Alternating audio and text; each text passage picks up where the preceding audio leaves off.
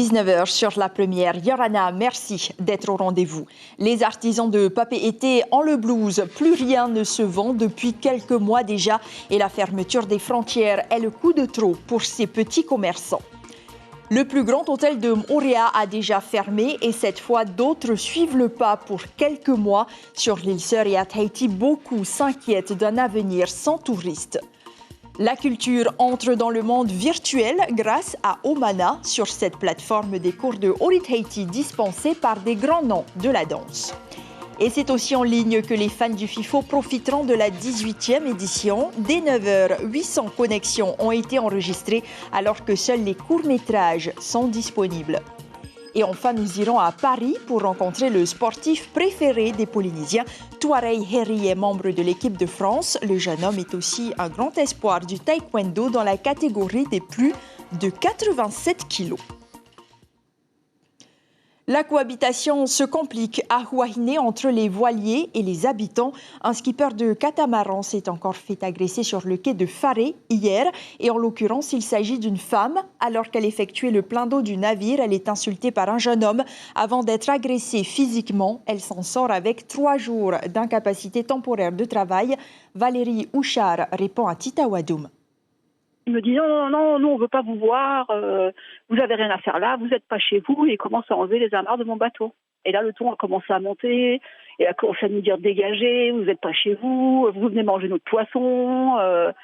Et là j'ai fait signe à l'hôtesse avec qui je travaille, j'ai dit Nathalie, appelle les gendarmes parce que là je sens qu'il commence à devenir agressif, quoi, hein. Et là ma cliente, puisque j'ai un couple d'Américains à bord, a tenté de repousser le gars, juste de le pousser avec la gaffe. Et là, il s'est saisi de la gaffe et d'un coup violent, il a tapé sur le bateau et dans le même élan, il m'a tapé moi sur l'épaule avec la gaffe, qu'il a complètement cassé d'ailleurs dans son cou. Qu'après, il se soit énervé comme ça d'un coup, ça m'a déjà choqué. Mais surtout que de voir que personne ne réagissait. Et en plus, moi, j'étais plus tournée face à lui, mais mes clients qui étaient sur le bateau, ils m'ont dit, il y a des gens sur le parking qui riaient, quoi. Ils étaient au spectacle et... Ils étaient au spectacle et ça les faisait rire, quoi. Non seulement ils n'intervenaient pas, mais en plus ils avaient l'air d'apprécier la situation, quoi. Et ça, franchement, ça m'a blessée. La victime a déposé plainte. L'agresseur présumé risque une peine d'amende de plus de 178 000 francs, près de 400 000 francs en cas de récidive. Et à Moorea, une bagarre familiale tourne au drame entre 2 frères. Cela s'est déroulé cet après-midi aux alentours de 13h. Sous l'emprise de l'alcool, l'un d'eux poignarde l'autre. Durant cette altercation, la victime âgée de 45 ans aurait été atteinte à la gorge. Rapidement, les pompiers de Popo se sont rendus sur place pour la prendre en charge et l'évassaner vers Papeete. Il est l'un des secteurs les plus modestes mais emblématiques de l'art de vivre qui se trouve lui aussi pénalisé par la crise, l'artisanat. Bijoutiers, couturiers ou tout simplement distributeurs s'étouffent au marché de Papeete. Le fruit de leur travail attire particulièrement les touristes, une clientèle en voie de disparition ces derniers jours. Ismaël Tahiata, Hiru Terorotua. On est heureux de vendre aujourd'hui et voilà, que ce soit nos locaux qui font tourner notre business aussi. La Covid aura fait tout de même un heureux.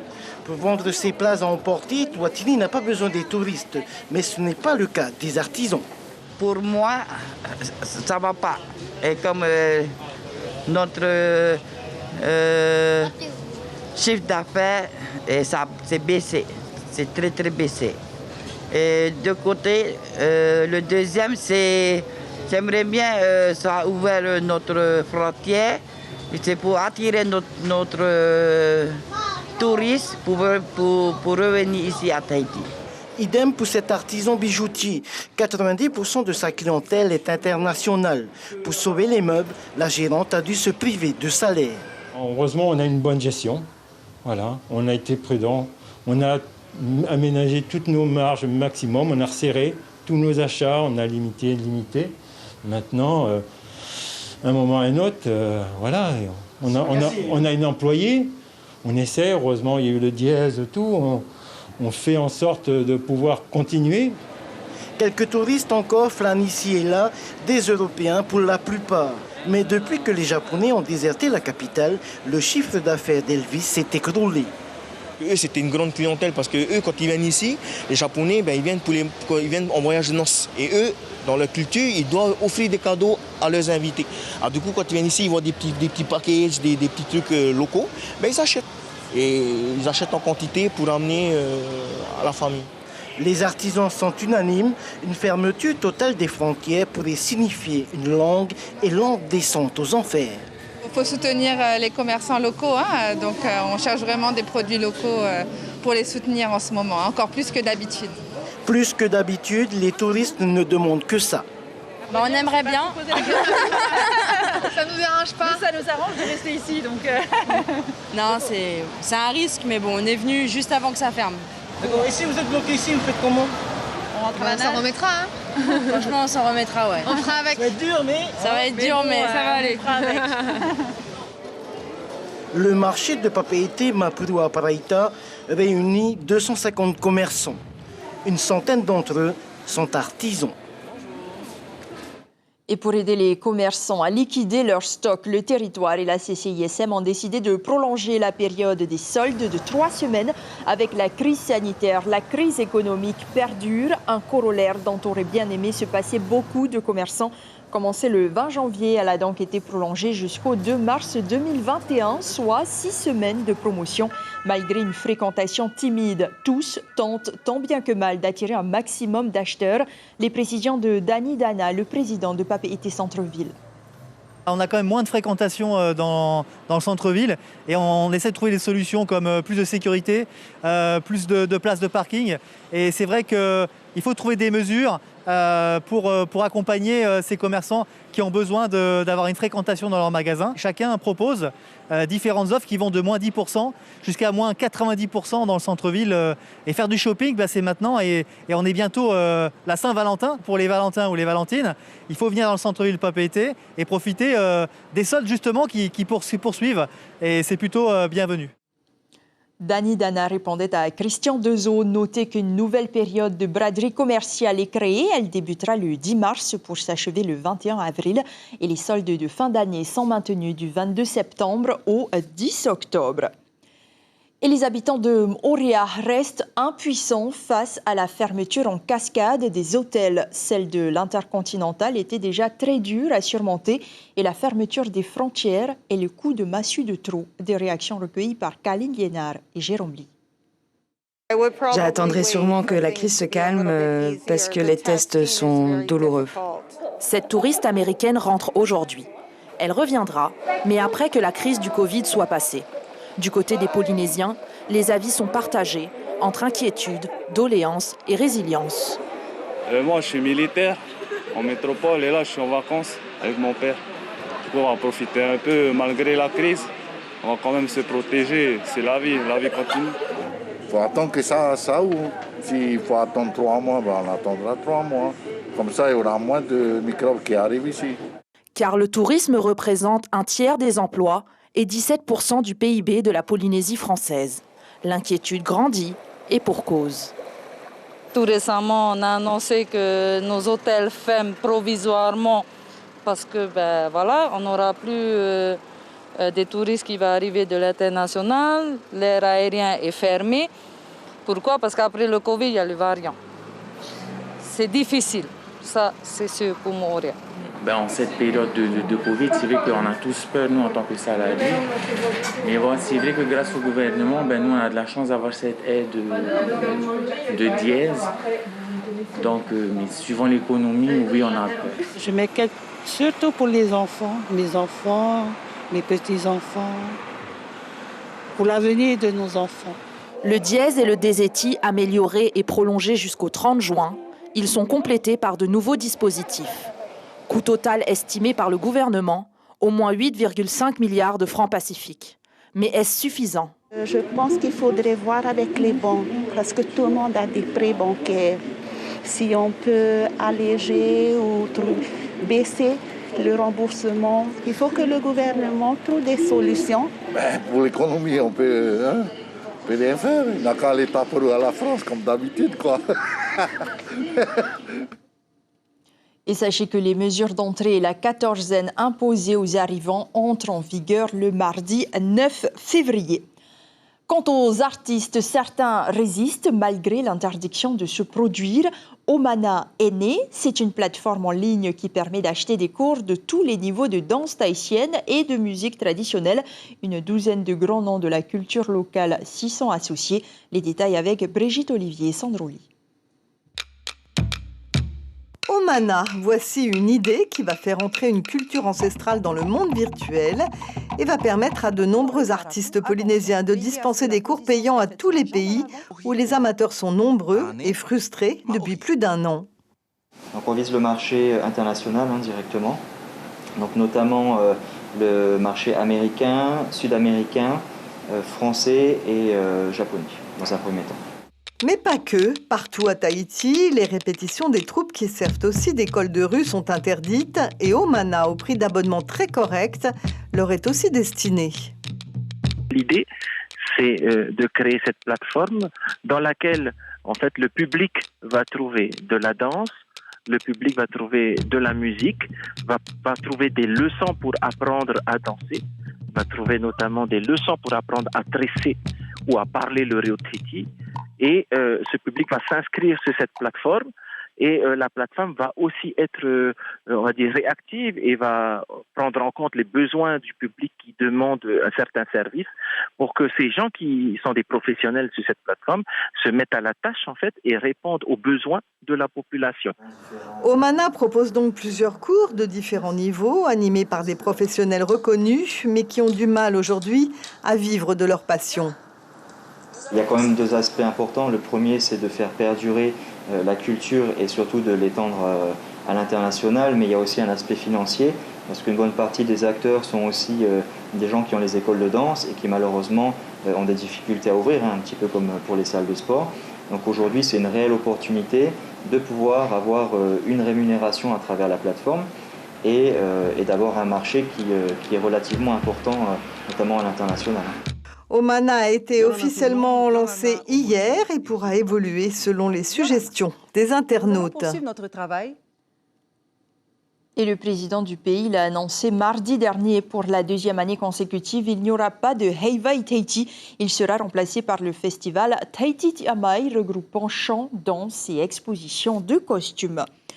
La tension monte à Faone dans la vallée Mapua-Ura. Le voisinage et les propriétaires de la parcelle à l'entrée du lieu d'extraction de concassage ont bloqué l'accès aux engins de chantier ce matin. Fatigués des nuisances sonores provoquées par les allées et venues des poids lourds, ils se sont réunis pour dire stop. On écoute une habitante au micro de Heyar Itahiata et Gilles Tautou. Les extractions, ça fait déjà des années qu'ils le faisaient, mais c'était pas, on va dire, à cette allure-là. Là, c'est devenu vraiment excessif, très tôt le matin jusqu'à tard le soir, et puis tous les jours de la semaine, quoi. Donc là, on n'en peut plus, nous les riverains. Déjà, c'est pour la nuisance sonore, la poussière, et puis surtout pour la destruction quoi, qu'ils font en Outa, quoi. La protection de l'environnement, elle est où, quoi. Un mouvement qui pourrait se durcir lundi. Les portes du monde océanien sont ouvertes depuis ce matin sur Internet grâce au FIFO. Une partie du programme est d'ores et déjà disponible et gratuite ce week-end. Le Festival international du film documentaire océanien 100% numérique est lancé au travers d'écrans connectés. Une nouvelle formule qui soulage quelques fans car l'événement a su braver fièrement la crise sanitaire. Thierry Stemfleur et Christian Dezo. J'ai vu pratiquement tous les films. 2e année, non, je travaillais, mais les week-ends, tous les week-ends, le soir, après le travail. Je prenais même des congés pour la période du FIFO, quoi. Pour les passionnés forcément nostalgiques des projections en salle, le soulagement est pourtant perceptible en ces temps de Covid de pouvoir malgré tout découvrir les documentaires. Anne-Marie, par exemple, se réjouit que sa fille, qui fait ses études en France, puisse ainsi ne rien rater du FIFO 2021. Mais personnellement, le côté convivial du festival lui manquera assurément. Même si on vient tout seul ou avec juste une personne, on rencontre toujours d'autres personnes avec qui justement on échange. Or là, je serai quand même toute seule de mon côté. Ce sera moins dans la spontanéité, moins dans... Voilà, parce que le FIFO, il y a quand même toute une ambiance. Du côté de l'équipe du FIFO, ce même sentiment d'avoir préservé ce qui pouvait l'être. D'autant plus que les 800 connexions enregistrées dès 9h ce matin, alors que seuls le off et les courts-métrages étaient en ligne, constituent un encouragement. Avec aussi comme horizon, si les conditions sanitaires le permettent, un FIFO hors les murs, mais en présentiel cette fois. On va quand même faire une tournée du FIFO hors les murs une fois que le festival sera passé. Donc entre le mois de mars et le mois de septembre-octobre à peu près, on va essayer de proposer des projections supplémentaires dans les îles, dans les collèges, les lycées de Tahiti aussi. Confortablement installé sur son canapé, Claude L compte rester collé à son ordinateur toute la semaine. Pour cette professeure d'espagnol, le festin de films a débuté dès ce matin. Je ne peux pas vivre sans activité artistique. Ma vie n'a pas de sens. Donc c'est déjà bien que ça ait lieu. Ah oui, alors, et puis en plus c'est très bien organisé. Là, ça y est, j'ai pu me connecter, malgré mes problèmes de connexion. J'ai pu me connecter, donc ça y est, j'ai commencé à voir des films. Et je suis très, très impatient de tout voir. Ce week-end, je vais le passer. En plus, le temps s'y prête, je vais le passer à regarder les films, oui. Plusieurs formules à la carte permettent d'avoir accès en ligne aux 28 documentaires et aux 17 courts-métrages. Un certain nombre d'éléments vidéo sont même gratuits. Mais pour des raisons de droit de diffusion, les films ne pourront être vus que pendant 8 jours. Chaque soir à 19h30, Michel Dechazeau vous présente un des 9 films sélectionnés pour cette 18e édition. Il est le sportif préféré des Polynésiens. Tuareg Heri a en effet remporté le Grand Prix du public au Trophée du sport. Membre de l'équipe de France, le jeune homme est un grand espoir du taekwondo dans la catégorie des plus de 87 kilos. Depuis 2018, il a intégré l'INSEP, l'Institut national du sport, de l'expertise et de la performance. Du haut de 100 mètres 98, le champion de France en titre domine la discipline dans l'Hexagone. Le reportage de nos confrères d'Outre-mer la Première. C'est le combattant le plus redouté de France. Le taekwondoïste haïtien Tuareg Heri règne depuis plus de 2 ans sur les dojos de l'Hexagone. À l'INSEP, temple du sport et de la performance, le Polynésien enchaîne les séances de renforcement musculaire pour passer un palier et briller sur la scène internationale. Mon niveau national, je connais. Mon niveau national, maintenant, c'est l'international où il faut que j'aille chercher. Et d'où les entraînements de tous les jours, quoi. C'est justement pour aller chercher la perf à l'international. Champion de France des plus de 87 kilos en 2019 et 2020, malgré ses titres, Tuareg ne participera pas au prochain JO de Tokyo. Pas de compétition internationale à cause de la Covid-19 et des blessures cette saison. Tuareg ne figure pas dans le classement mondial. Malheureusement, une semaine avant le départ, je me suis blessé au genou. Et du coup, par sécurité, le staff a préféré me mettre en repos. C'est une décision qui a été due, je sais, par le staff, mais que je comprends totalement. Et puis voilà. Dans le cas de Tuareg, il n'est pas sélectionné pour ces Jeux Olympiques.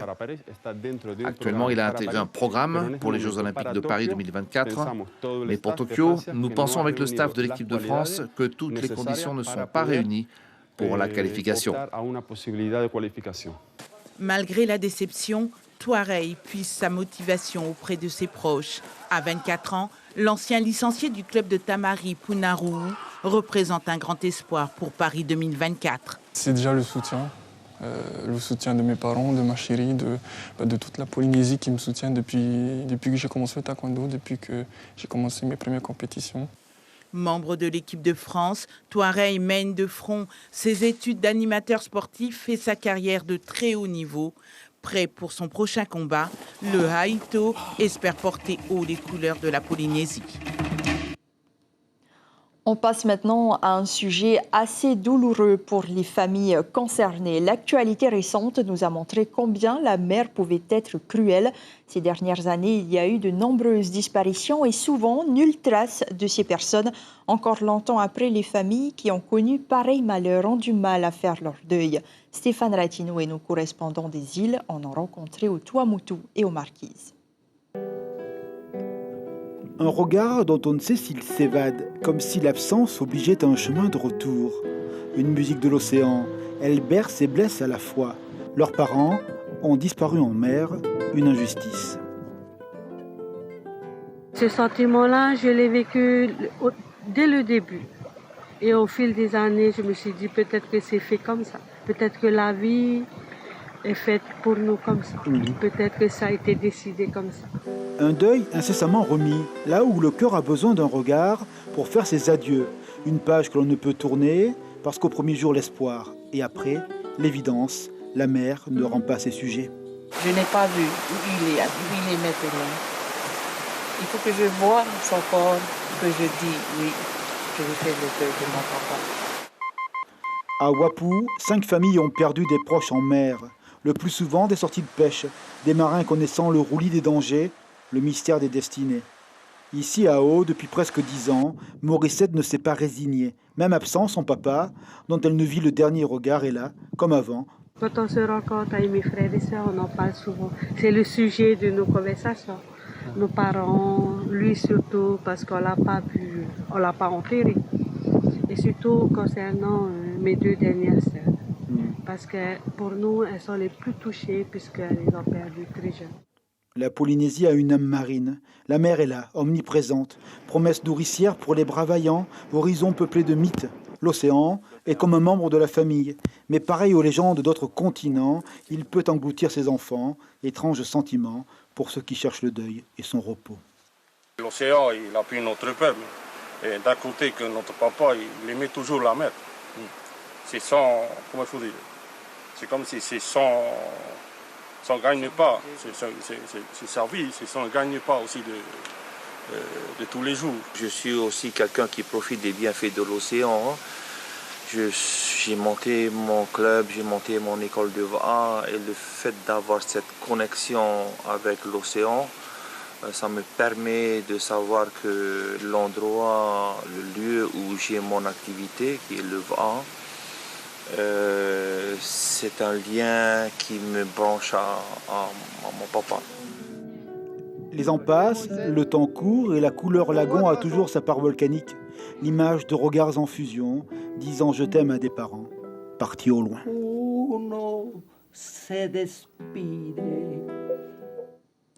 Et nous avons appris le décès cette nuit de Alfred Di Coco Taputuarei. L'homme d'affaires s'est éteint à 77 ans des suites d'une longue maladie.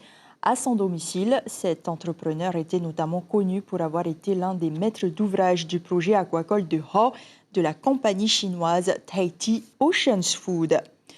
C'est la fin de ce journal. L'information principale du jour concerne ce fait divers à Huahine où la cohabitation se complique entre les voiliers et les habitants.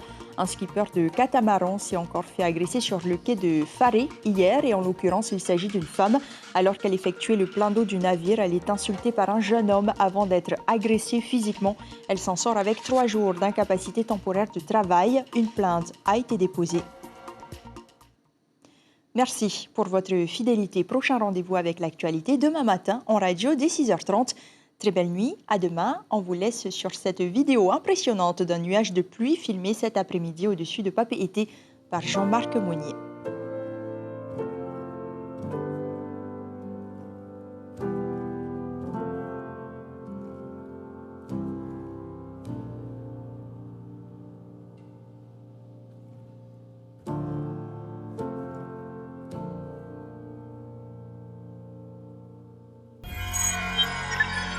Retrouvez ce programme en replay sur notre site internet